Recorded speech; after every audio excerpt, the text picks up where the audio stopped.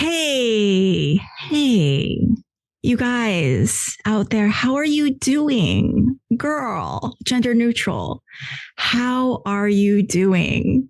It's been a week and we got some bad news. We got some real bad news this week, and you're probably processing a lot of emotions right now, which is understandable, and all your emotions are valid. And we all here on the podcast are experiencing those emotions too. It's really important as part of the grieving process to not get over it, but to let yourself feel your emotions, let yourself be able to identify what they are. Because I know definitely when the January 9th thing happened, I was in full denial and bargaining. And then when I got this news from David Jenkins, we all got it on the Instagram. It was like a punch in the chest when David Jenkins said, the show has hit the end of the road and has not found a home. So Kate, what feelings came up for you when you saw that post from David Jenkins? Oh, I cried. Just valid. It was, I was on this podcast just a couple of weeks ago saying how positive I was that we were going to find a home. And I remember right after the cancellation, once the renewal efforts started, I had a dream that we got picked up by Netflix. And even though I know, a dream doesn't mean anything is necessarily going to happen, I certainly had these strong feelings that, maybe, maybe this will turn out to be true. And it was heartbreaking. It felt like a bunch of my friends died. They'd all been on life support after a terrible accident. And then I just got the news that they'd all died. Because it really does feel that way. Yeah. And so listeners, if you're listening to the podcast right now and people are telling you it's a show, it's just a show, get over it. It's more than a show. For me, yes. It's bringing up a lot of terrible feelings around my own art and my own creativity because, I've been getting a lot of rejections on my writing. And for me, Our Flag Means Death represents the pinnacle of everything that I would want to do with my writing. It's the inclusivity. It's the good feelings. It's my favorite thing. And if someone who is as brilliant and talented as David Jenkins and Alex Sherman and Alyssa Lane and all those wonderful people on that show are getting rejected for a show that is perfect, then what hope is there for someone like me who is aspiring to be what they are? What about you, Lacey? What are you feeling right now? I mean, acceptance. I was always a kind of cynical about the prospect of it being picked up or renewed. Because when it got canceled, I was just, honestly, as initially the first cancellation, I was pissed. I was like, this is some bullshit. Because it is. There's so many other shows that are just more of the same. I'm in the okay, Firefly got canceled, but then we had Serenity and then all the graphic novels. And Doctor Who has audio plays all the time. I'm like, okay, maybe these stories and characters can find an official canonical continuation that isn't season 3. Season 3 is all of us, which sounds really trite. Maybe it is. Maybe Our Flag Means Death novels that are in canon. Yeah. Maybe Our Flag Means Death Broadway musical. Oh my God. The world wouldn't survive such an amazing production. There is a Blackbeard and Stede musical that some folks were working on right before season 1 aired. I don't have any more details on it than that. Wow. But I do know that someone has been working on this for some time. Logistically, HBO is going to have to not be a massive dick about the rights for that to happen. Yeah. Yes. Their rights dickery later on in fandom news. But I'm kind of at the acceptance and hopeful imagining stage. There was actually something that you said, Carly, that has given me a lot of peace. Oh, what did I say? This is concerned. You said something really beautiful about how we're going to continue to tell our stories around the fireplace or around the fire, and like this is exactly the same as like telling stories about the gods. And like I'm just getting emotional kind of thinking about it. Just it's so lovely to think that. And Irene said something incredibly beautiful. We will do what queers have always done, which is to make art from the ashes. Things like that have really helped me kind of get to more of an acceptance. I remember talking to a bunch of fans and all of us saying, even if all of these efforts to renew the show are not successful, we still have done something great that has made history. We, as Samba has said, and that has been more inspiring for me and given me just more hope for what collective action can do and how we can have a positive effect on our world. David Jenkins even said in his Twitter post that the industry has taken notice. And the thing is, we're in this place where we feel like the future of the kind of storytelling that represents the full spectrum of the human experience is at risk. The companies are deleting films, whole films, series, while throwing money at terrible people with hateful ideas who are behind projects that no one asked for. If you saw the Oscars last night, Cord Jefferson said, you're taking huge risks whenever you make films. But maybe instead of making $200 million film, he was better at math than I was, but you make a bunch of smaller films. Yeah, $54 million films. Exactly. Or $50 million films. Those are both. Yeah, $54 million films. Exactly. I do believe there's hope, though, because human creativity, it's like a Pandora's box. We've now realized that a story like Our Flag Means Death can exist. And now there's no going back. Think about this. 90 years ago, in 1934, the Hays Code. Do you guys know about the Hays Code? Yeah. It began being rigidly enforced. Among other things, the code forbade depictions of interracial romance and queer identities. If you ever want to watch super interesting films, Google pre-Hays Code. Now, this code was industry self-censorship, kind of like what's starting to happen in publishing and streaming right now. We're all about making generic stuff that will appeal to middle America and everyone. The Hays Code itself severely limited storylines that were critical of religion, U.S. policies, or anything questioning the current social status quo, which was very hetero, right, and binary. And it limited a whole bunch of artistic expression. Motion picture storytelling, which is still a relatively new form of storytelling, has now outlasted the Hays Code 3 times over. So the history of all writing and performance is the history of creativity enduring. It survived through countless technological revolutions. It's outlasted empires.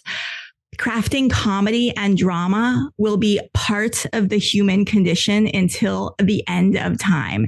And fan fiction writers and readers, this is for you, because what you do is magical and meaningful, and you've been doing it for tens of thousands of years. The classics, Homer, Sappho, Sophocles, even Shakespeare, all of them are fan fiction writers. So let us celebrate the important work that you do, because the work you do will outlast capitalism. And I believe it will last forever. And just as I was saying that, our friend Tanya Dixon just knocked on my door and came by. So I let her into the house. And Tanya is a friend from the Warner Brothers picket line, Warner Brothers and Disney, who lives down the street. Neighbors and friends. Yeah, neighbors and friends. And we bonded over Our Flag Means Death because we both love it so much. Yep.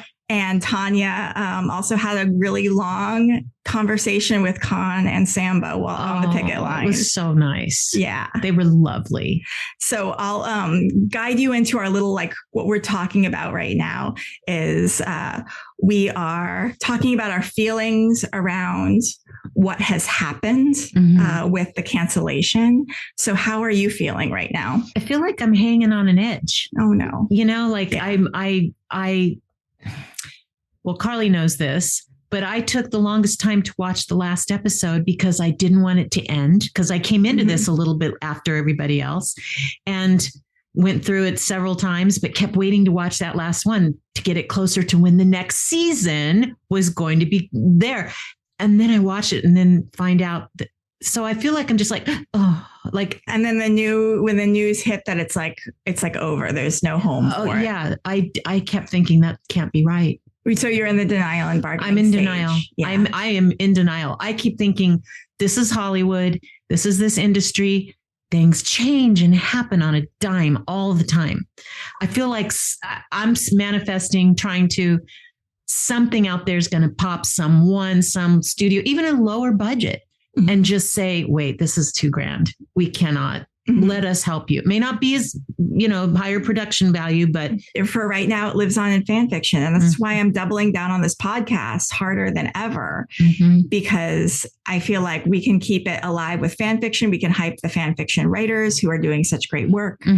And hello and welcome. And this is the Stede episode of the Our Flag Means Fan Fiction podcast. Yeah, let's get some play. So I told you all to bring in some jokes to bring the energy up. Who wants to go first? Go for it, Lacey. How do pirates know they're pirates? They think, therefore they are. That's grand. I will be retelling that. All right. So I tried to tell my optometrist girlfriend that I couldn't see her anymore. She took a step closer and said, "How about now?" That's good. That's a good one. Okay. What kind of water does a white man drink? Water from a well, actually. What do you call a pirate with both eyes and all his limbs? A rookie. Nice. I love it. That's good. Another one to be told again. So the other dad joke that I keep in my back pocket is, will glass coffins become popular? Remains to be seen. That's good. That's good. There's this penguin and he's driving through Arizona and his car starts to make a little noise in the Arizona desert. So he pulls into the mechanic and the mechanic says it's going to be about an hour while I look at this. And so it's hot. Penguins are not used to the hot Arizona weather, right? So he goes to a little ice cream stand and he just devours that ice cream. He has his little flippers. So he just like puts his whole face in it, just devours the ice cream. Feeling good, getting that cold penguin vibe back, heads back to the mechanic.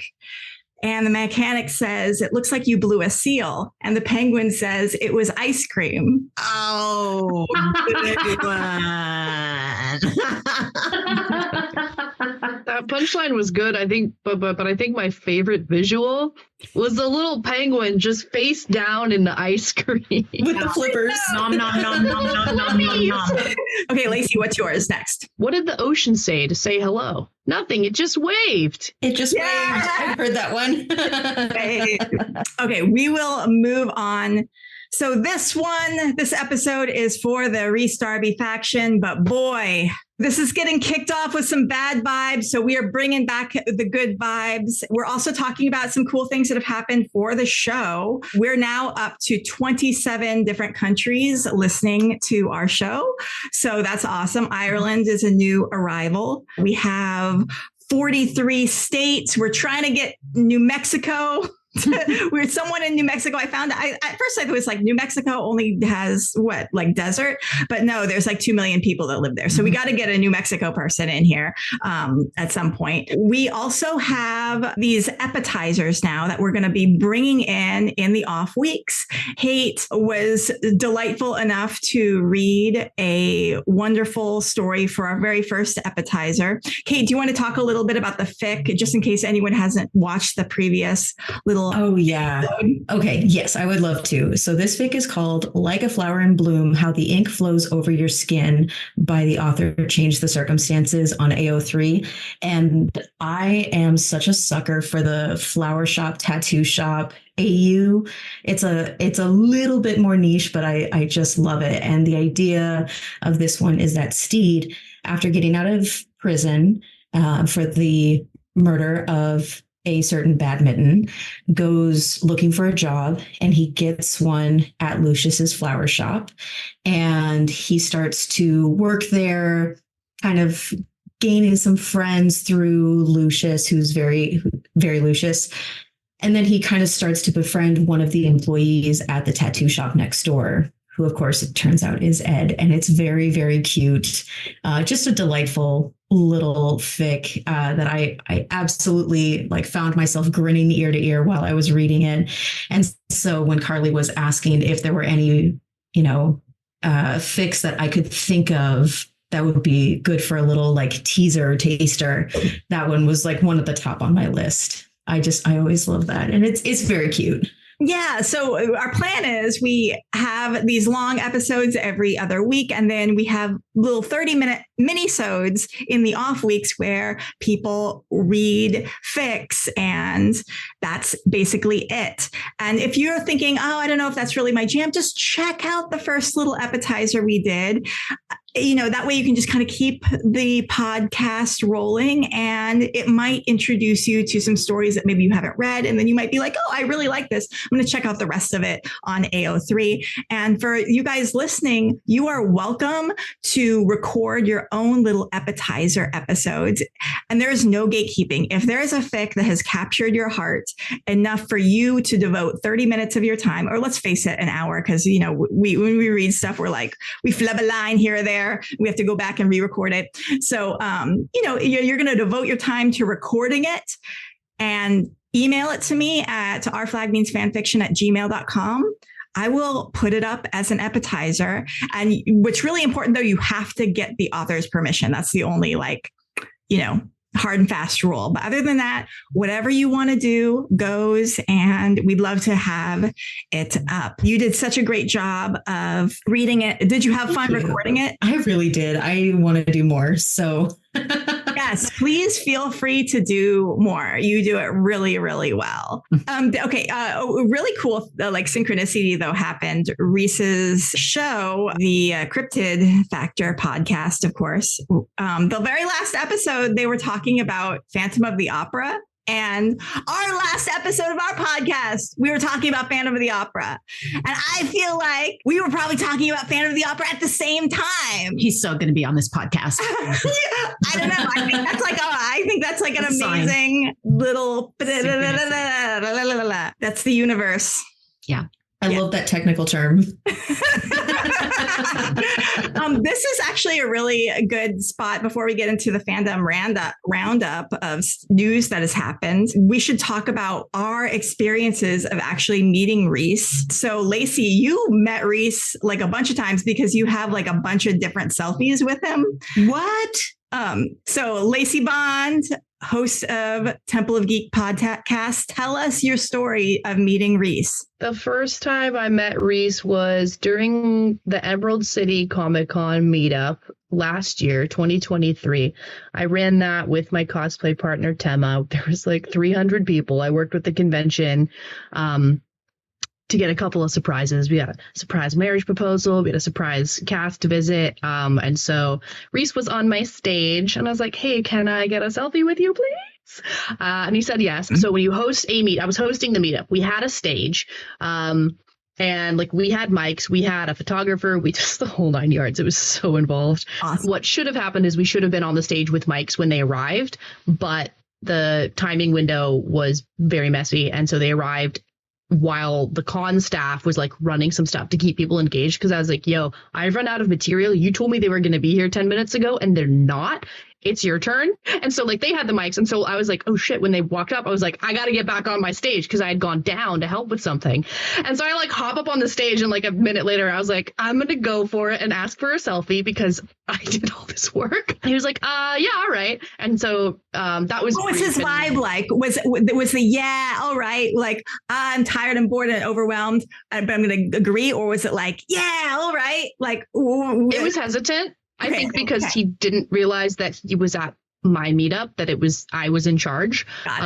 Because there was we hadn't had a chance to like visually establish that. And I also met him later for a photo later in the day, like for a photo op, also for a signing. The man's, how old is Rhys? He's grown. He's tired, you guys. He's turning 50 in a few days. Yeah, March 21st. Happy early birthday, Rhys. And this is why we're doing this episode now, so that we can have this be a happy birthday. I'm extremely.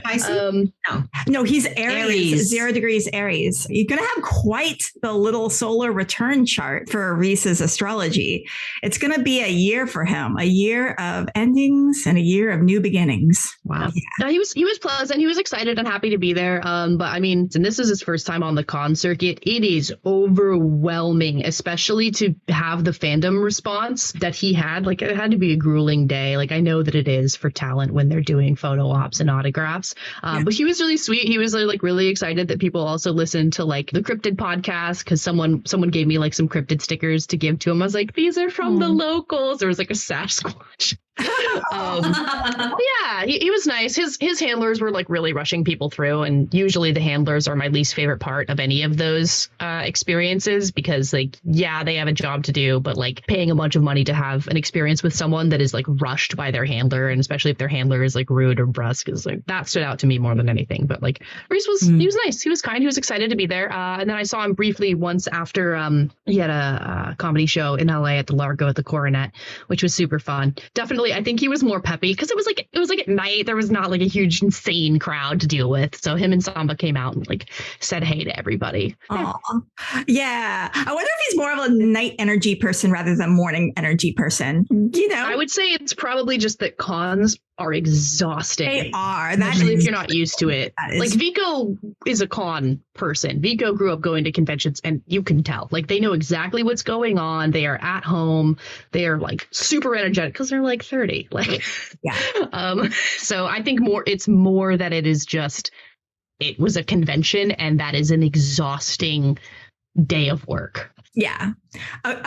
Kate, Tanya, did either of you meet Rhys at any point? No, I was looking. Then I will tell my story. Yeah, do it. So this is extremely cosmic, and I'm going to make this very dramatic because it was dramatic for me. It was the best day of my life.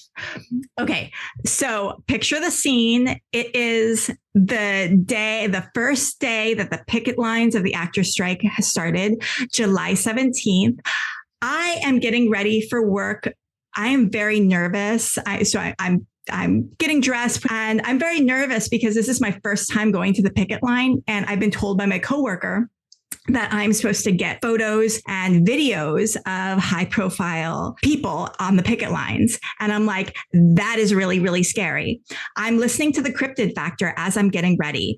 And I was thinking, wouldn't it be really cool if Rhys Darby was on the picket line? But I said, that won't happen because he's like in New Zealand or something. He had just been traveling. There were photos from Paris and England. And I think he was in New Zealand. So I was like, there's no way he's going to be there this time, but maybe eventually. So I head to the picket line. I am in my cute little picket line outfit, but it's not as cute as it would eventually become. So this is my trial picket line outfit. And I start walking the line with my coworker, and I see Bob Odenkirk. I text my work group chat, and I just saw Bob Odenkirk, and they're like, go get him, go get a photo or a video of him. And I was like, that's really scary. And they're like, no, they want to do these things. So go do it. So me and my coworker went looking for Bob Odenkirk. And then who do I see out of the corner of my eye as I'm passing?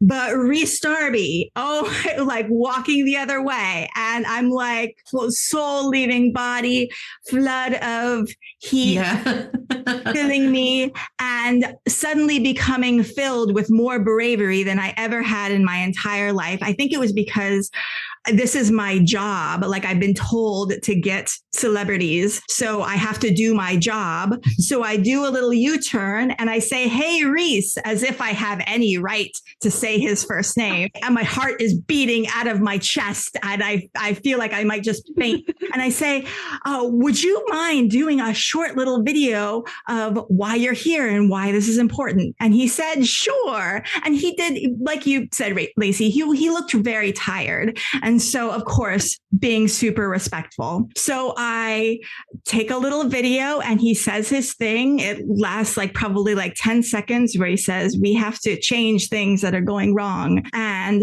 then I say, "Okay, let's do a little pose, be fierce." I have my fist up and he does a fierce holding the picket sign thing. I take a low angle shot and I say, "Thank you so much." And then I verbally loved on him with, what did I say? I said, "You are a huge source of dopamine in my life." And I love Stede so much. He put his hand to his chest and he was like, "Oh, And then I said, "Thank you so much for coming out." And I checked out. I was not brave enough to ask for a selfie or anything. This was my first day doing this. And so I was very much like, I do not want to bother anyone, that sort of thing. So I do regret. The culture hadn't developed by that. Yeah, that's true. That's a good point. It evolved. Yeah, it was still evolving. Later on, people were asking for selfies and it was fine, but I didn't know if that was okay or not. And also I was way too nervous to ever ask for a selfie. And then I felt like my heart was going to beat out of my chest. And I was like, I can't believe what just happened. And what is really phenomenal that happened on my first day of the job doing this, which was extremely helpful for the rest of the summer, because I did the whole video interaction thing with the person who I felt the most hard eyes for. And so every other celebrity after that, going up to them and being like, hey, do you want to do a little photo or video for the thing? It was no big deal. So thank you, Rhys Darby, for making my job easier. As in, I got over the big, huge hurdle. It was fine. I survived. I did not die. And then I was able to go on and do other people. So that's my story. Mm-hmm. Tell your Con and Samba story. I only found our flag because I showed up at the picket line one day, hadn't heard of the show, huge fan of Taika. I mean, just huge, but hadn't heard of this show. And I walk up and there's a ton of people dressed as pirates. And I was like, I have my strike shirt on. What the hell? But I didn't know who anyone was then at that point. A lot of pirates. Were you there? I was. I won the cosplay contest with my I'm gonna get the thing. So I went home and binge watched because look at my prize. Let me see. Number one wearer of fine things, 2023. That's amazing. Lacey is listening, which is 100% of our audience. It's a plastic pirate hook sprayed with glitter spray paint and hot glued onto a plaque. That's great. I was there too. I was overwhelmed with all the pirating. And as a writer, I was like, who's the producer of this? Who's the writer of this? So somebody points out Dad, I'm like, who's Dad? So you saw David Jenkins. Oh yeah. I'm a former publicist. So I will go ask anybody, anything, anytime, anywhere. I don't care. I'm polite about it. But he was so busy and I could see the fans love it. I'm like, I got to go home and watch this. I've binge watched. I didn't sleep for the next few nights.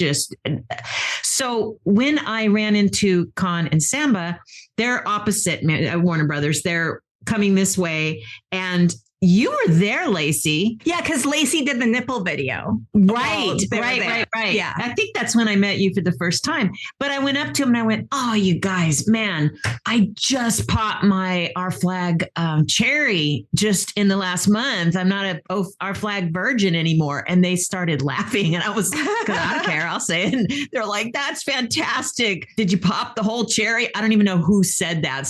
I think it was Sam. I'm not sure who said that. And I was like, oh, yeah, fully. And that just got the ball rolling, and they were so friendly. And you talked to them for like a really long time. Decent time. Got cute pictures. Okay, we got a selfie, the whole thing. Yeah. Lacey's in the background of one of them. Yeah, Tanya got a selfie with both of them. They were so sweet. God, and I'm so jealous of you guys. That was, I fell in love with them. And Con was really cute for the picture too. He's like, okay, scoot over. Okay, come on. They were just lovely. Lovely. I actually wanted to keep talking to them because they were, everybody they were great to chat with. Great to chat with. You don't want to stop the flow of a picket. And most of the celebs on the line, we know were decent. I won't name a few that weren't. But what was nice is later, and I don't remember seeing you, Lacey, there, but there was another time where we crisscrossed, and you know how everyone on the picket line, we tap signs when you know somebody. And so we saw each other and we're like, tap, tap. And I was so happy to get the tap taps because they weren't just freely handing out the tap taps. This is now we have this positive energy. It's time to talk about what do we love about Rhys Darby? He's everything. So weird. I love him. His look. Silly. The look. I truly love how he's able to do this combination. Like he's got a 1-2 punch of really awkward and endearing, which I love because there's a lot of actors who can do the awkward and then you get that secondhand embarrassment. And there's a lot of folks who've kind of built their career off of that, which is perfectly fine. I really struggle with it, but he's somebody that I can watch be awkward forever. And I don't get it. I don't get the cringe. I get the like, oh, cute. Like, I know folks just like you in real life. Yeah. Yeah. And that's for all of his roles.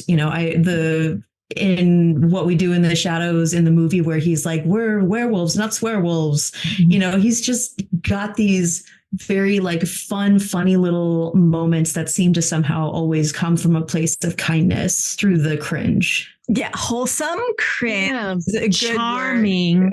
Yeah. And very neurodivergent, where like those of us who are also neurodivergent are like the neurodivergence in me sees the neurodivergence in you. Look at look at you with your hyperfixations. Look at you with your sound effects. We're like, we have found our guy.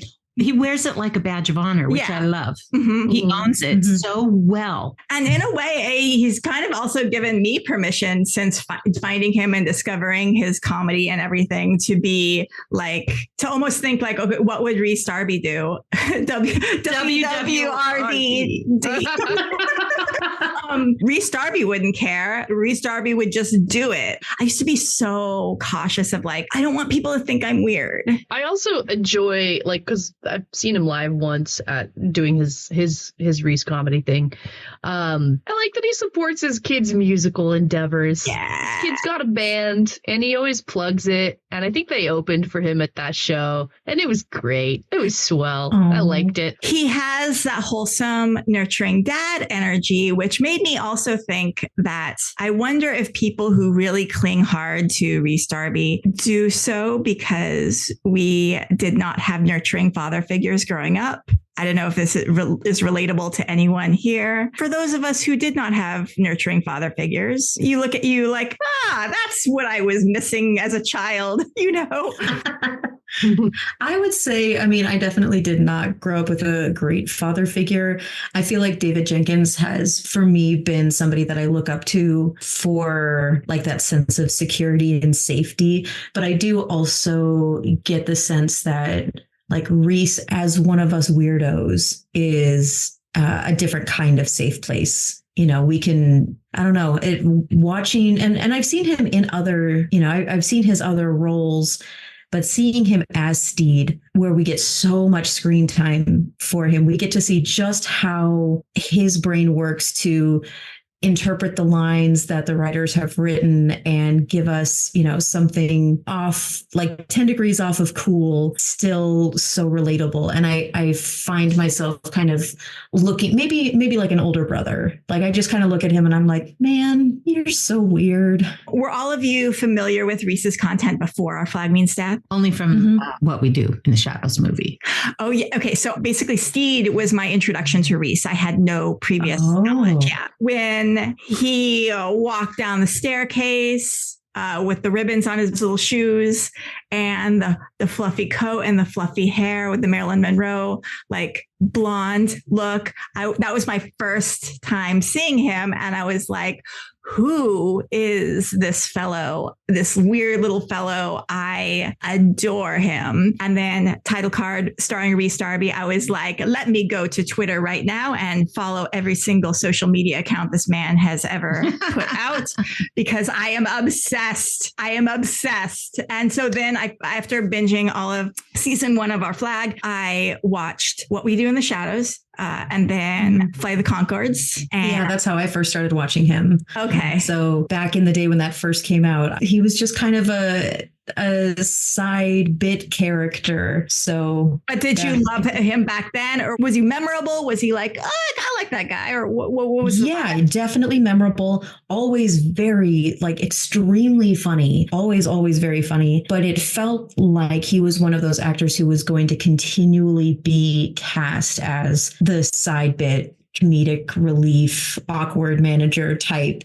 And I loved being able to see him in a role where he got to keep that, which he's so strong at, and then also moving into like a romantic lead, because he's so good at it. It was so much fun to see him get to explore that. And thank you to David Jenkins for making that a possibility. And clearly after watching People of Earth and now watching Our Flag, clearly David Jenkins understands that the best love stories are the love stories between weirdos who love the weirdness in each other. And that weirdos are sexy. Weirdos are sexy. To me was the big draw. Chemistry is everything to me. Yeah. And the world as a whole does not think that.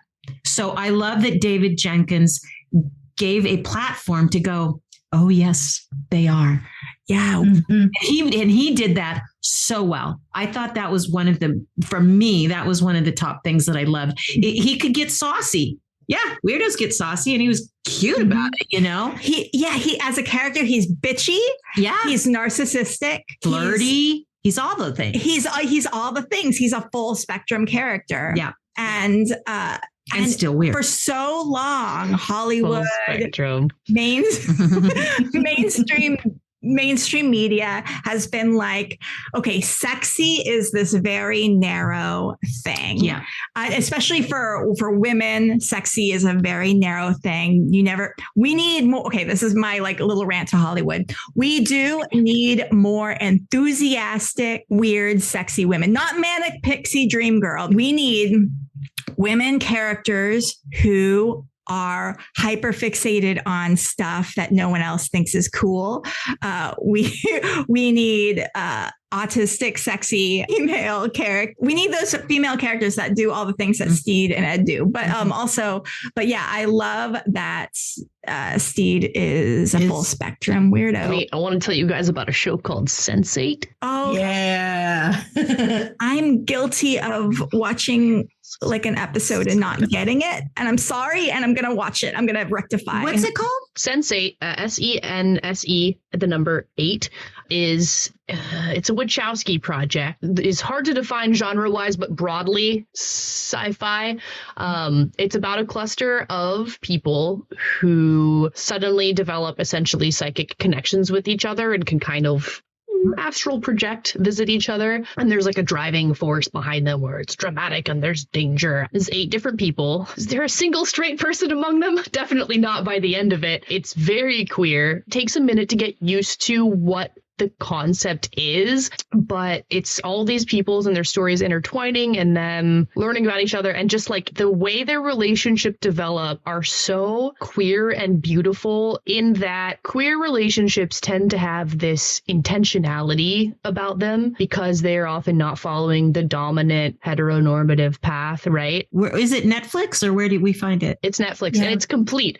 The ending of it got a little rushed and compressed because I don't recall the ins and outs of it being canceled or saved or whatever, but the last episode is a full-length movie, and it moves very quickly because they had to compress a lot of stuff, but it ends. It's complete. I finished it a couple days ago because I watched it when it came out, and then it kind of went into like development hell or something, and then I never finished it, and then I did, and it was so good.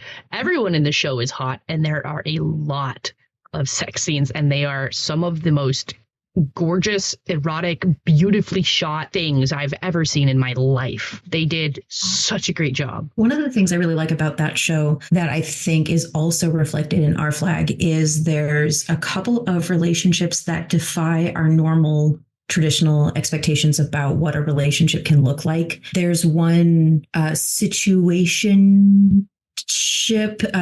Lacey, I think you know what I'm talking about. Where like, is it Wolfgang, Kala, and Rajan? Yes. We'll talk offline about this. I don't want to spoil anything because you should go into this just. Yes, there's a lot of stuff that is way more explicit than Our Flag, but it is very good. But I like kind of tying it back into our love for Our Flag and also for Stede is just this. I love that with queer relationships, and Lacey, I love what you said about intentionality in relationships because we don't have a script.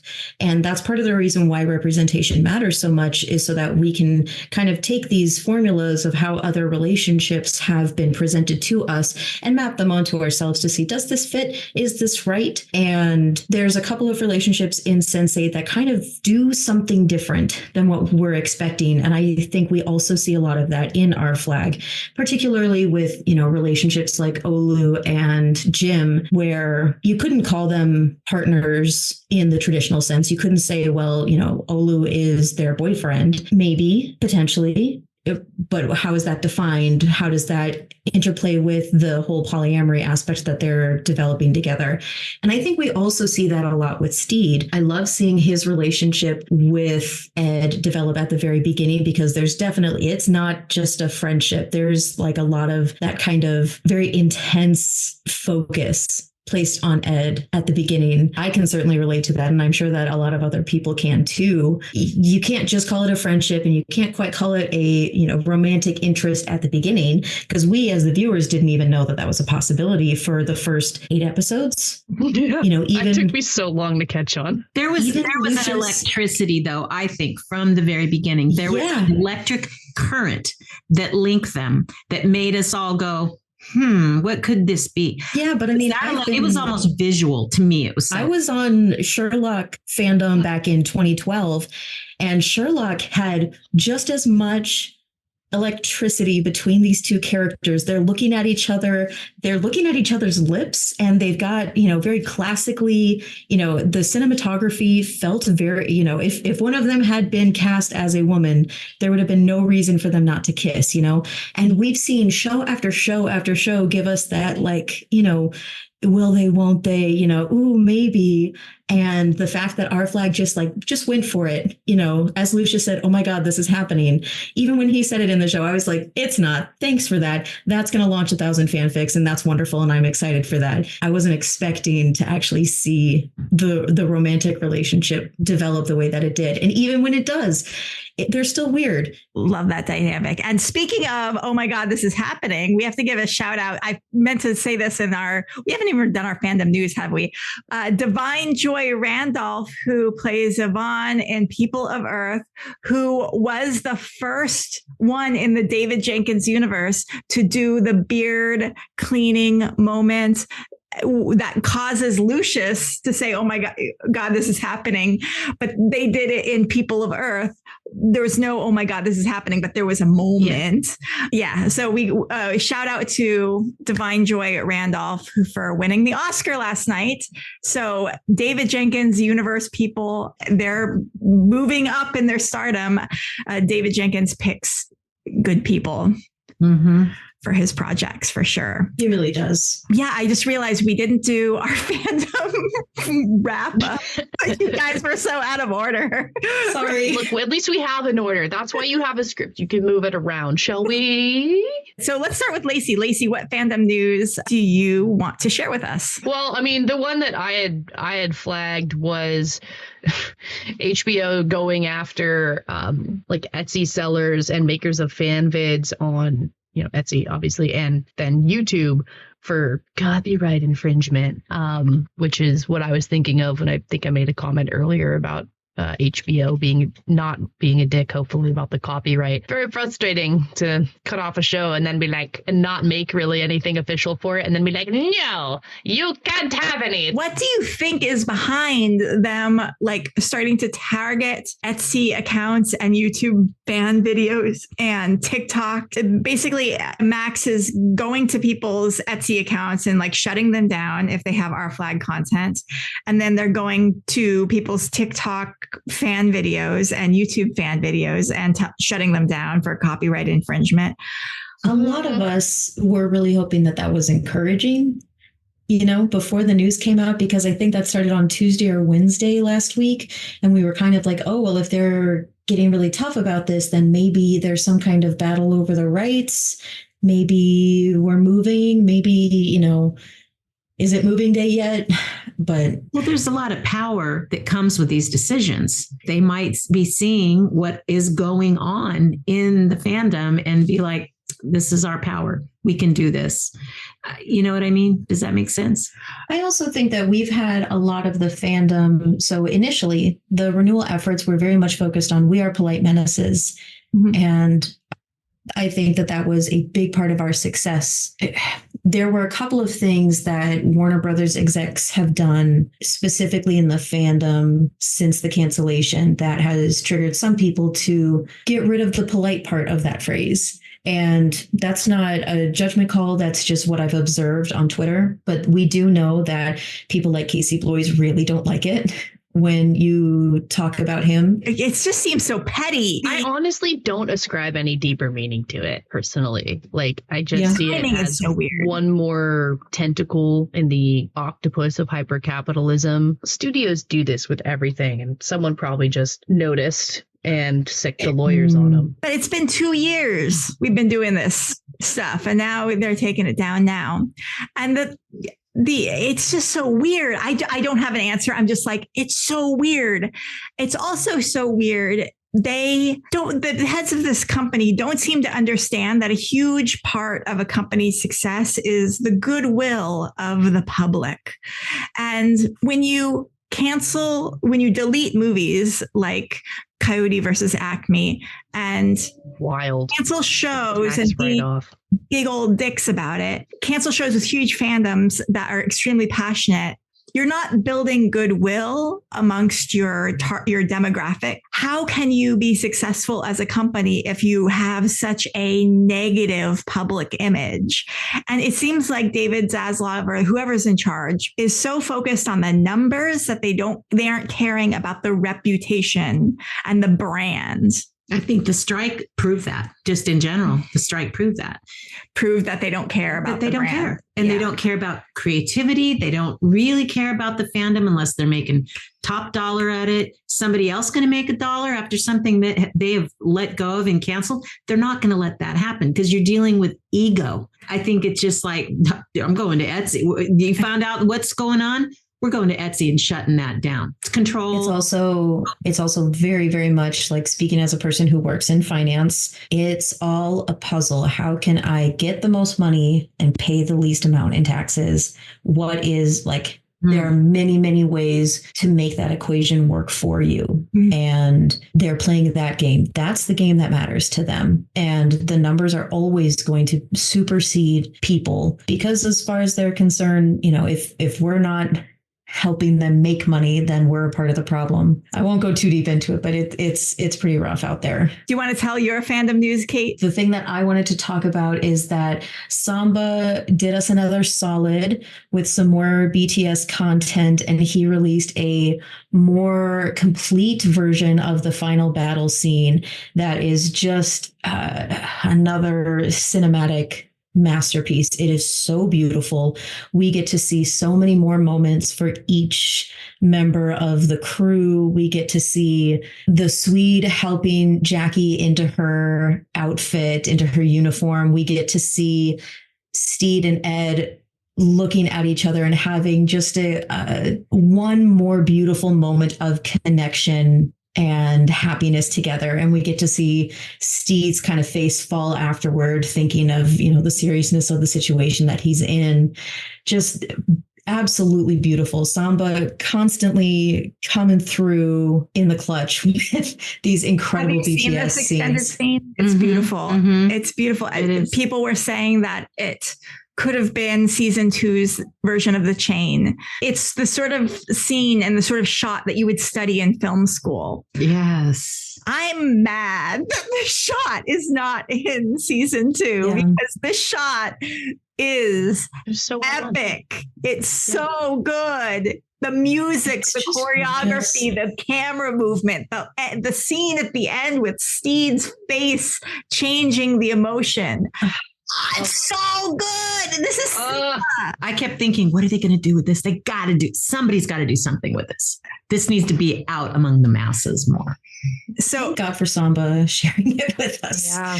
It was beautiful. Release the Jenkins cut. There's already merch on Etsy that says Release the Jenkins cut that probably Max's and Warner Brothers are going to go after the creators for making those stickers. But I want the sticker, Release the Jenkins cut. As long as it doesn't say our flag means death. Yeah. Could mean anything. Could mean anything. Yeah. Legal wiggle room. So we'll buy the DVDs. You already have the footage. Put it together into some Blu-rays. Yeah, if they sell the DVDs at any point, which I would love. I would buy 2 copies. I'm not even joking. I want 2 copies, one that I can watch until I've ruined it, and then I'll have another one for safekeeping. Disney just released a couple box sets of their series, including Moon Knight, which I loved Moon Knight. It was underrated, underappreciated. So I'm like, can some of y'all please? We just had a week on one day earlier. Costume designer Gypsy Taylor and Con O'Neill were on. It was a delightful little discussion. Some like little tidbits that Gypsy gave were descriptions of Ed's earring, which is just sort of like a long piece of metal. People were wondering if it was a coffin nail. She said, no, just it was a long piece of metal. It kind of looked like a coffin nail, but she was drawn to it and had some like abalone beads and stuff in it. And a little secret Wee John costume moment is he has a little pincushion to show that his love for sewing. And they talked about his backstory. So definitely check that out. There are a lot of nice little tidbits. And Con repeatedly talking about how much he loves the cosplay and he loves the fandom so much. So if you need more Con goodwill content today that he posted was so sweet. Yeah, tell us what he posted today, Lacey. It was just like a thank you to the fans and acknowledgement of like the massive outpouring of support and attempts to find a home for the show. It was just so sweet, you guys. It was very heartfelt. Yeah. It was very sincere. I thought that it was just honest and sincere and real. It made me just want to go, are we sitting down to have a coffee with Con to talk more about this? That's what it made me feel like. Like I just want to sit down with him and talk about this. Yeah. It really does feel like us and Con and Samba, we're all together forever. I definitely have there's a lot of parasocial relationships in this fandom. And I definitely have a strong one with Samba and Con, particularly because like they spent time on the picket lines. I mean, especially Samba. And man, I hope there's going to be a documentary about that strike, because the culture that developed and the camaraderie in the community was just really incredible. I'm not even in the film industry at this point in my life. I was just there to support, and like I loved Con's speech about being a union man in one of the videos that I got that day. It was a little bit overshadowed later. That's why I didn't release the nipple edit for a while. I was like, I want to talk about this, and I'll save the ridiculousness for later on for the fans, because I really liked what he said about unions. Yeah, and speaking of union stuff, those our flag folks who came out to the IATSE all crew rally in Encino. So Hollis was there. He sprout the rainbow. The other Carly Delso Savadra. I believe Jack, Frazzled Writer on Twitter, was there. There were a few others. I'm sorry that I'm missing your names, but Duncan Crabtree Ireland, the National Executive Director of SAG-AFTRA, hung out with us at Chipotle for like an hour afterwards. And he's like a super busy guy. He was like, where are you guys going? Chelsea was like, we're going to Chipotle. And he's like, can you give me the address and can I come? And so Chelsea Schwartz, who's also an R Flag fan, as well as a SAG-AFTRA strike captain, gave him the deets and he came and hung out with us at Chipotle. It was amazing. Amazing. And he was so affable and easy to speak with, and just it was pretty wonderful. And this is the kind of cool experiences that you can have when you are supportive of the better world that we're all trying to build. And I wanted to add, there are 2 documentaries happening. I know. Yeah. Yeah. I was a part of one that he's 3/4 of the way through. And I actually need to ask him in post where he had fandoms was part of it. He's not telling a basic story. This was a strike. This is what we're fighting. He's about the people completely. So I had a strike sign that Carly saw, and Lacey, I don't know if I don't think you signed it. Did you sign? It was my yearbook. I called it my yearbook. Yes. Okay. Yes. That was you. That was me. And I remember that. Filled. I think I was the first one. I'm going to own that I was the first one. Everyone was doing t-shirt signing, and my strike sign is so filled. It's got DNA on it. One of the strike captains accidentally spit, and she was like circling it. That's my DNA. Coffee. It's like battle worn. And Connor and Samba both signed it. Oh. And the person that is working on this documentary, he wanted to interview me about my sign and what it meant. And he was talking about including something possibly about different fandoms on the picket line. I have to ask him about if he's or not, because and then there's a bigger one I know of that's being put to start. It's in like pre right now. So they are happening. Yeah. Yay. Good. I remember. Yeah. We talked about it after the press conference on like November 10th. I was talking with Chelsea, and who's the older guy, photographer, white hair. He was out like taking photos. He was at our Chipotle too. Yeah, he was to hang out. It was great. Yeah. Like a Chipotle, 10 people in Chipotle with the most powerful man in Hollywood. Yeah. It was amazing. Yeah. Who is usually like super busy. I mean, in fact, just today he's been in 3 different countries, but like he hung out with us for like an hour. But we are getting so off track. Yeah, we are. We need to talk about Stede. Let me segue into what do we love about Stede, Bonnet? We talked about what we love about Rhys, but what do we love about Stede specifically? Vulnerability. Yeah. He's such a tender little flower. Isn't he? I love him. He's a fancy man with a fancy ship. He is very soft. He is also very bitchy, which is very entertaining to watch. I love that he cares so much about his crew. One of the things that I most deeply like love and identify with, and like why I read so much Gentlebeard content, is like he's coming from a world that he never really fit in, and he wants to be free, but he doesn't know the ropes. He doesn't have experience, and he meets this guy who's amazing, and he has a great like kind of whirlwind, crazy, weird pirate romance with him, and that like he gets to go on a journey of self-discovery is one of the core things that really draws me to Stede's character. I love that he's so honest. Like he's able to be honest to himself in ways that I really admire as like a neurodivergent person who doesn't fit in a lot of ways in the normal society. It is so nice to see somebody who's given himself permission to just be the weirdest, most honest version of himself. It is beyond eccentric for somebody to build himself a pirate ship and leave to go a pirating. It's like, I'm just going to leave my apartment and sell everything, and I'm just going to go and be a cowboy for the rest of my life. It's so impractical, but he's finding ways of making it work. And so much of the way that he makes it work is through the community that he builds. And his presence means safety for the crew in ways that are just so palpable. Without him, Ed goes, into a downward spiral. And as soon as he's back, everyone knows that they're safe.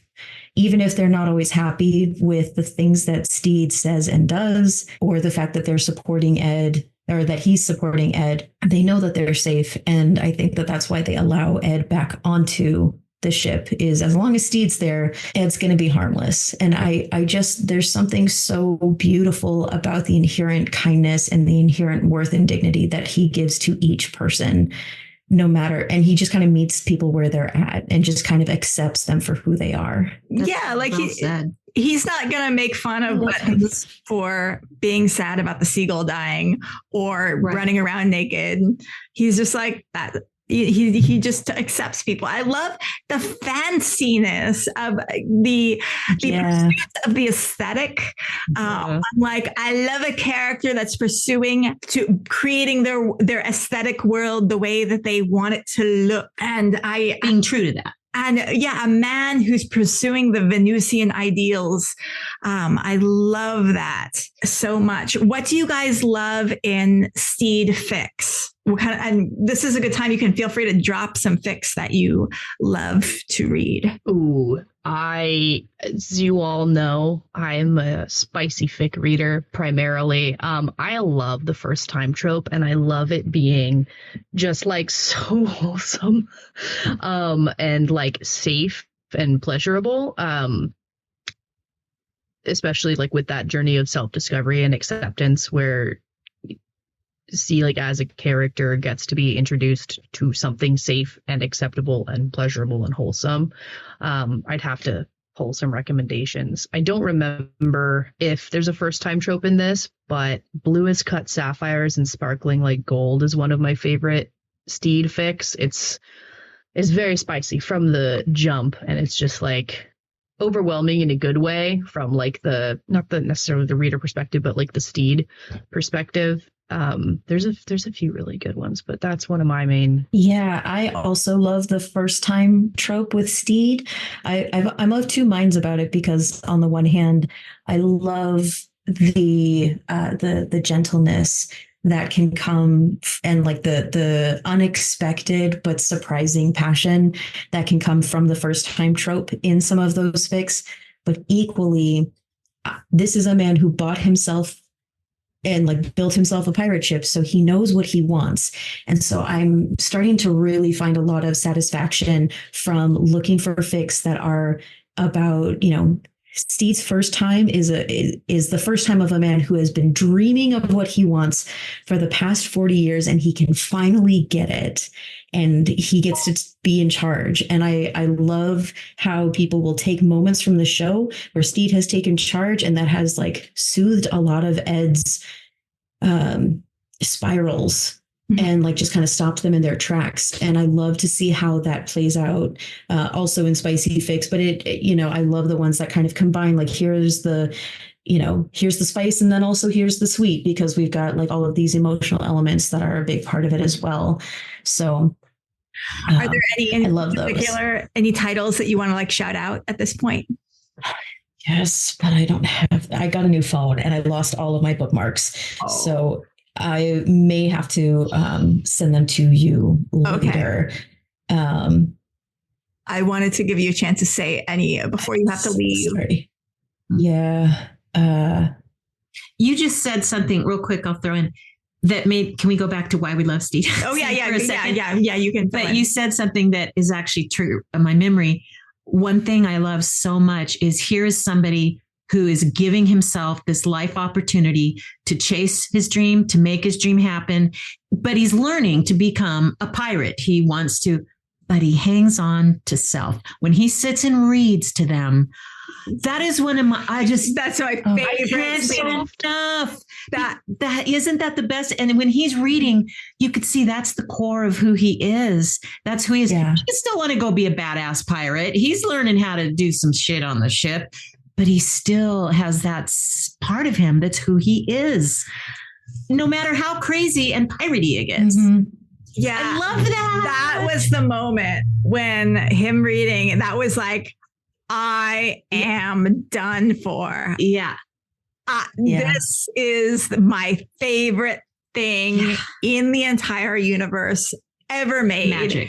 And then when it cut to all the flags on the mast, so good. I was like, he's able to do some healing for the pirates. Yes. In just this completely like unintentional way. He's not trying to, Healing by he does being say yourself. Yes, because healing by being yourself. Yeah. And I know that he does say, if I can help improve, these pirates as people, then I've succeeded in being a pirate captain, completely missing the point. But in some ways, he does just, he does understand that there's something that needs to be healed in everyone around him. And I think he deeply, deeply understands that from his own childhood and is able to provide a safe spaceship for everyone to kind of deal with their own shit. But I really like, there's still an element of lack of self-awareness. Yes. Yeah. He is unintentionally healing people. He says that, I'm going to do this in that narcissistic way. But he then still, he doesn't do it the way that he thinks he's doing it. Because it's happening organically. And and there's a whole part of himself that he's not aware of. Yeah. He can't really see. I think it's when he tries to do it that's when he fails, and when he's just reacting by instinct, organically, just letting things grow organically. That's when you really get to see how he changes the vibe of whatever room he's in. I love, especially in fics, Stede's autism, and I love his golden retriever energy. If you're really liking the golden retriever energy a lot, I would recommend All You Left Me Was a Pearl. And I believe the author's name is JustStandingHere. I'll put it in the show notes. But All You Left Me Was a Pearl is one of my favorite, probably my favorite all-time fics. It's a post-season 1 fic where it's this author's version of season 2, where Stede is going out and pursuing Ed. He is like, I am going to woo this man back. And he steals a molasses ship. And so everything on the ship is sticky, which I love. Great. Much to say about that. There's so much humor in this, and that's what I personally go for in fics. Is like, I want to go for the comedy, the ones that match the comedy of the show. And so All You Left Me Was a Pearl really does this. What about you, Lacey? Okay, I found my other favorites. Blue as Cut Sapphires and Shining Like Gold is by Such Great Heights. It's 34 chapters, 300k words. It's amazing. Another favorite is the OFMD Trucker AU, which does feature autistic Stede. There's some scenes with like getting overstimulated that I think are handled really well. And that one is by Harley_Quinn 09876. It's 5 chapters or 5 parts, but they all have 1 chapter, 85k words. Every chapter is a delight.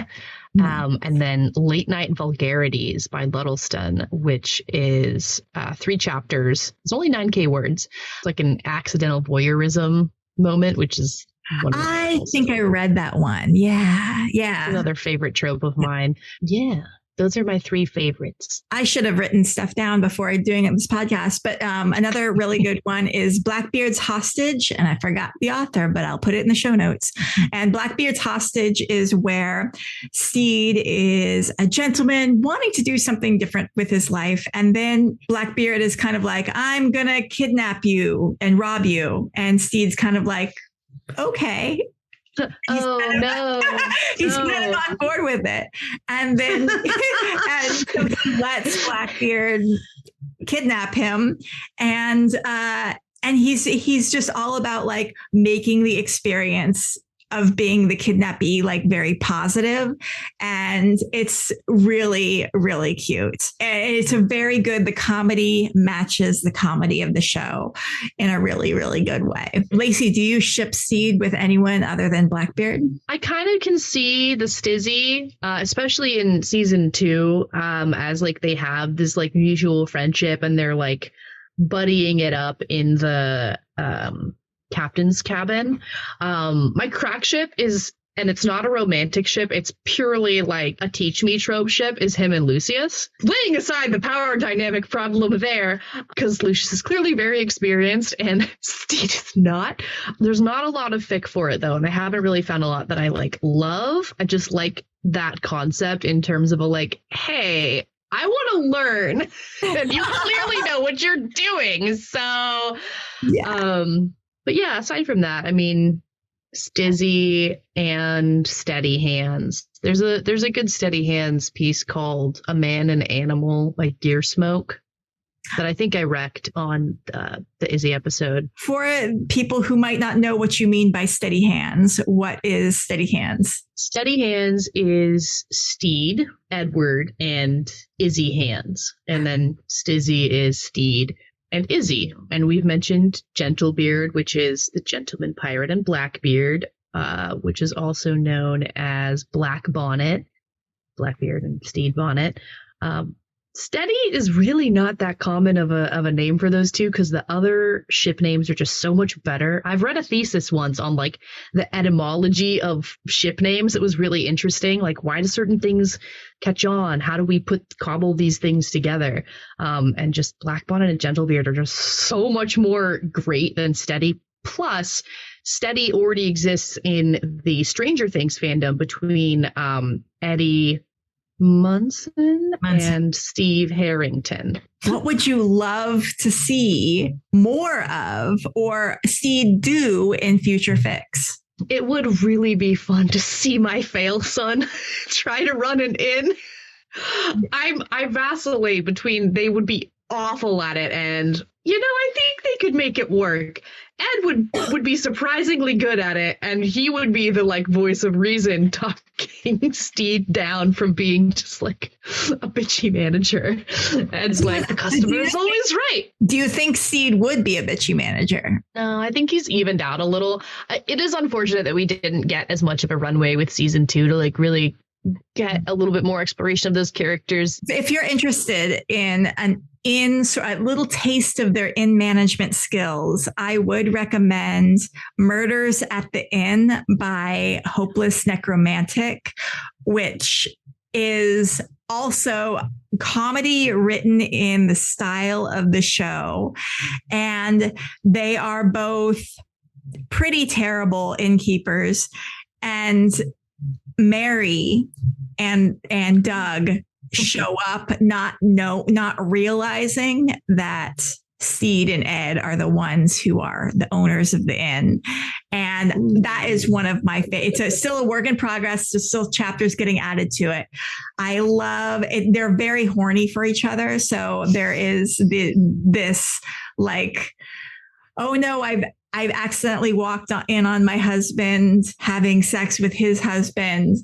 And, oh, he's really into it, which he was never into it with me, you know, that sort of thing. But also just it's really hilarious the way that they manage the inn and are not good at it. There's definitely no customer is always right happening. It's great. Oh, another, if you want to talk about, spicy, Discreetly Yours by BonnetPetit. It's 200K words. It's 53 chapters, work in progress. And it's an AU, like modern AU, and the summary is, Blackbeard is the king of explicit toy reviews. One word from him can sell out all stock or ruin sales entirely. Over the years, he's built up a reputation as a brutally honest reviewer, but when he posts a scathing review of a new release, he's astonished to find himself challenged by the gentleman reviewer who claims the toy isn't faulty, but that Blackbeard was misusing it. Neither side is willing to back down, and their bickering escalates into a full-blown rivalry, with the two of them battling it out to become the #1 profile on the site. Nothing like a heated rivalry to get the blood going. Could this set ablaze something else between them? Spoiler alert. Yes. What a cute summary. That's cute. It's spicy from the jump. There's promo art. There's art like throughout this thing, and it's so good. Like, there's so many visuals to go with this thing, and it's still going. The last update was February 24th, so just a couple weeks ago. Awesome. BonnetPetit is one of my favorite writers. My other favorites are Cartoon Mare. Luddleston is really good. And Such Great Heights, Luddleston wrote Late Night Vulgarities, and Such Great Height wrote Blues, Cut Sapphires, and Shining Like Gold. What's your favorite Stede outfit? I really like the blue one. Because I'm going to say the blue one too. But I feel like, we all are going to be like the iconic blues. Okay, maybe is yours if we all have the same favorite, we're going to have to pick our second favorite. We're cutting that out. Okay. So you can't pick the blue one. I love him in his sleep shirt with his robe. And when he has the little soft eye pad, thing. eye Yes. covers, and the I little love- nightcap. I love that. Oh my god! Okay, you guys aren't laughing at me. No. I love that. We love Stede because he is so soft. Yes. And he is so with his frilly shirts and everything. That is why. Nightgown with the tie and the I just think it's the sweetest. Oh my God, he's just so. He's like, he fills me with the same sort of emotion that I feel when I see a raccoon like walking along a fence or something. And I just want to be like, I just want to squish your belly and I just want to rub your little feet and I just want to like crunch your face and kiss your nose. Yeah. Oh my God, you're so cute. It'd be so much easier if you're in a nightshirt with maybe a rope to do all that. And it makes me kind of want to cuddle on that bed with him and have him read a bedtime story like that. He's so soft. I love that. Yeah.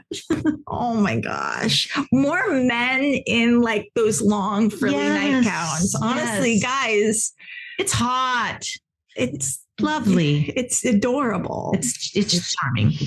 It's giving Michael Caine in The Christmas Carol. In The Christmas Carol. Ebenezer Scrooge.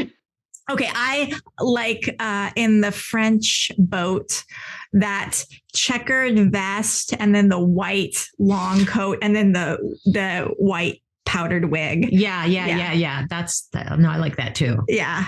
Great fit. I really like the badass dressing up in the British naval officers outfit. Yes. Such a powerful look. And it was, but it's also very frilly, and the skirt is and the sleeves are very big, and the skirt of the jacket is very flowing and big, and that's also very highly appealing. Yeah. But that just one shot where he turns around, you're like, Yeah. The little grin. So good. So good. He gives good grin. Because he has the little dimples. On the side of it. He just gives the little cheeks. Stede grin. I love the Stede grin. Little cheeks and his little nose. And you just want to squish his face. I want a selfie with him with the little dimples and the grin. That's what I'm doing. Oh, the Stede grin. We're going to manifest it. It's going to happen someday. Yeah. And I'm going to feel the vibes, right? And it's going to be like a good vibe situation where he's not tired. I don't feel like I'm bothering him. And we just happen upon each other. And I'm like, hey, can I get a selfie? And he's like, sure. And we take a selfie and he's not tired at all. He's just like, yeah. And he's like, yeah, I had a good show or whatever. And he says, did you get my grin? Yeah. And I'll be like, okay, can we do one more for safety? And then we do it. And it's cool. And it's just like, totally chill and not, and the perfect selfie. And it's the perfect selfie, and it becomes my profile pic because he is my hero, and I love him in a platonic way, but in a slightly parasocial way, I admit. How do we wrap this up? So, Lacey, what are you up? What are you up to, and where can people find you? And what are you working on? What's going on in your life these days? Well, I'm going to have to catch up on Discreetly Yours, obviously, because I think there's a couple new chapters up. I am still doing the Temple of Geek podcast. I will have a co-host soon, and that will be very fun. There'll probably be a fair amount of Star Wars content because my co-host, Nick, who goes by codename Fulcrum on Instagram and TikTok, is a big Star Wars guy, and that's going to be fun. We'll probably start doing that early next month. So you can find me on the Temple of Geek podcast and wherever fine podcasts are sold, or in this case, given out for free because we don't have any advertisers. And my Instagram is joy.goblin. And how are you? And I'm looking forward to eventually being on your podcast one of these days. Yes. Oh yeah, you're on the docket. Okay. How are you doing emotionally? Like, how are you doing? How are you? I'm doing pretty good. I started using the Finch app, where you raise a little virtual finch and you give him energy by completing self-care tasks or just like tasks and goals and stuff. I like it pretty well. I'm very unstructured as a person. I'm having lunch with an actor tomorrow that I have worked with a couple of times, who's lovely. I'm doing pretty good. Good. Transitioning, dealing with disability bullshit. Forgot to fill out a form. I had to call my assembly member's office to be like, can the EDD please call me? I can't get through to them. So fun fact, wow. If you ever have to call a state agency, call your assembly member and tell them that you need help. Wow, that's really good to know. I didn't know you could do that. Yeah, disability or unemployment or probably anything else. Local government reps are usually pretty helpful. Nice. They all want to move up eventually, so they want to get you now and have you fall in love with them now. Yeah. Like, what city do you live in? What's your zip code? Yeah. And Tanya, how are you doing? Where do you want people to find you online? Yeah. So it's tanyadixon.ig. And I am in development of a podcast for a ranch where, I'm an animal handler there. Oh, and that's something I should have introduced Tanya as. We're both like the Burbank farm animal people. We both, I have sheep. You tend to sheep and goats and pig and birds and horses. And yes. So I've been a volunteer animal handler for 8.5 years at an equine therapy ranch. So we are working on with the owner, a ranch cast, basically a podcast. Oh, pod with a W. Pause and podcast. Yeah. And basically fun little ditties and things about our animals. But the goal is to also have informative stuff like from different kinds of veterinarians and that sort of thing too for animal lovers. And then have different guests that are known and also are big animal people like we are. Yeah. Awesome. Yeah. And how are you doing, girl? How are you? It's been a week. It's been a week. I'm hanging in there. I'm hanging in there, working on a lot of self-care projects, just little things, and actually making a list. And your book, as you know, is at the top. Oh, thank you. Of books I plan to read. I guess I could plug. You can pick up a book.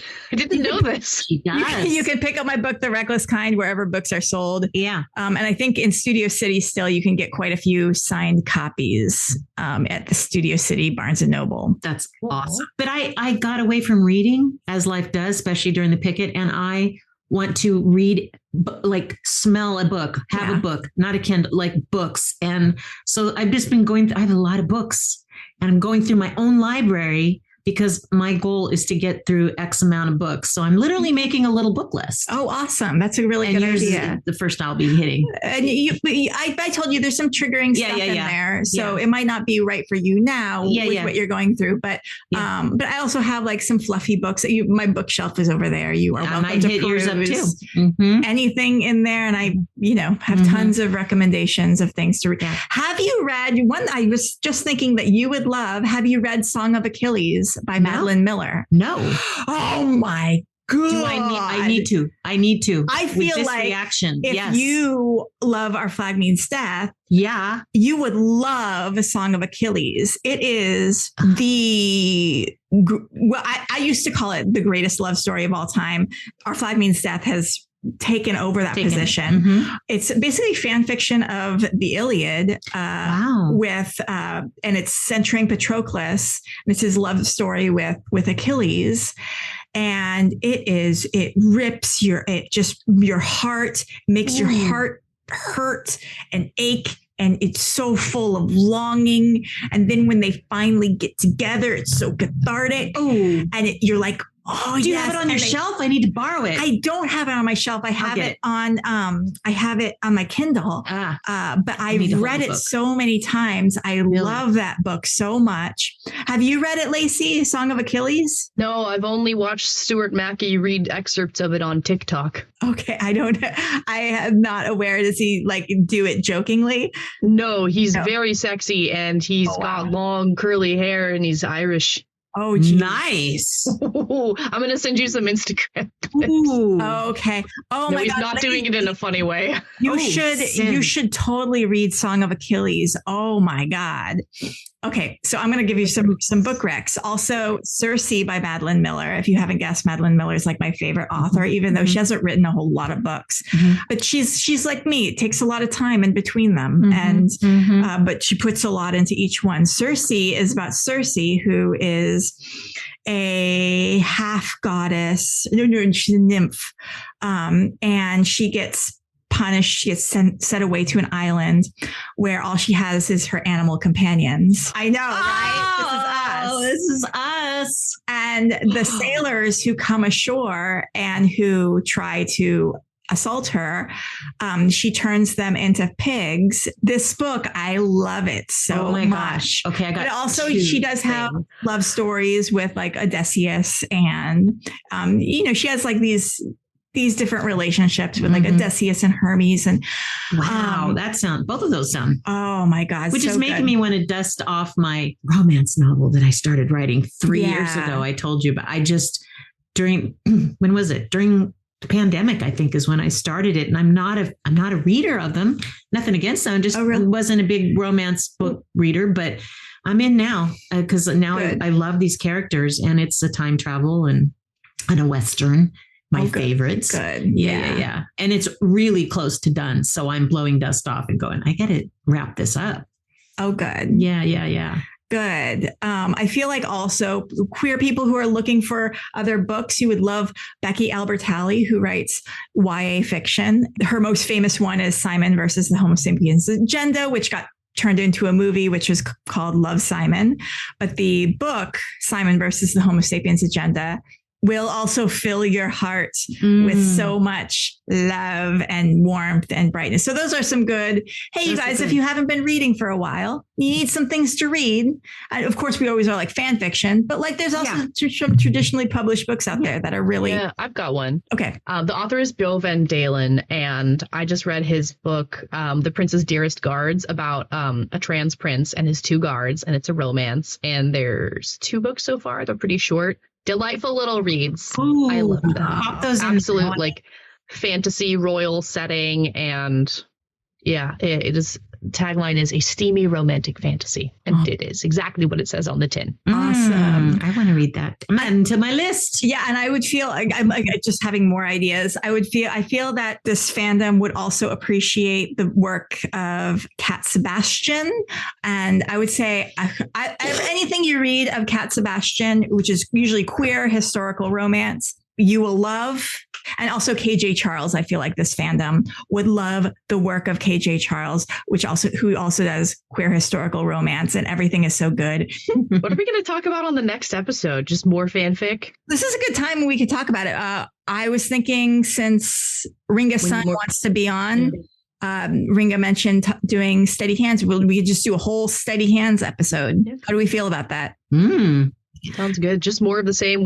I would say, do like a short beginning if there's more fandom news and stuff, and then just kind of the same outline that you use, just stick to the structure. Stick to the stuff, and if anyone has ideas for future episodes, like basically I'm an open book, and I'm kind of thinking like we've been doing the 1 character per episode thing for a while, but we might mix it up. We might do tropes. If you have an idea for an episode, like say you should do an episode on this, we'll do that. That's where and if you listening want to be on the podcast, that's awesome. Be on the podcast. Email me, DM me. Our flag means fanfiction at gmail.com. Follow our Instagram, DM me through the Instagram, DM me on my personal at Carly Lynn Heath on Instagram.